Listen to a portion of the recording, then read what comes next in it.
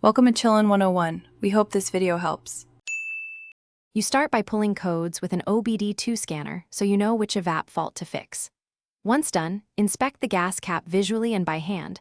A worn seal or loose cap often triggers codes. Make sure to locate the purge valve, vent valve, and charcoal canister now because you will test them next. You want to be efficient, collect tools, replacement cap, and a multimeter, then move directly into functional tests to isolate leaks or failed valves. You now perform active tests. First, use a smoke machine to pressurize the Evap system and watch for escaping vapor. Alternatively, spray soapy water at suspect joints while pressurizing.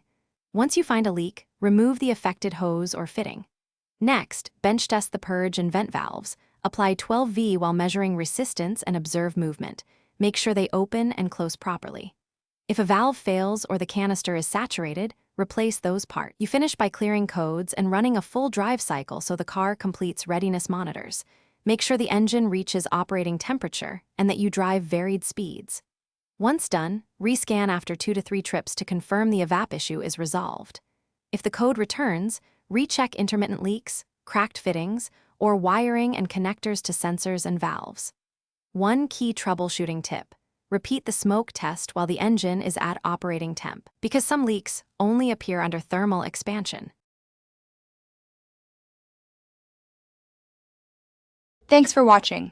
Consider subscribing if we helped you.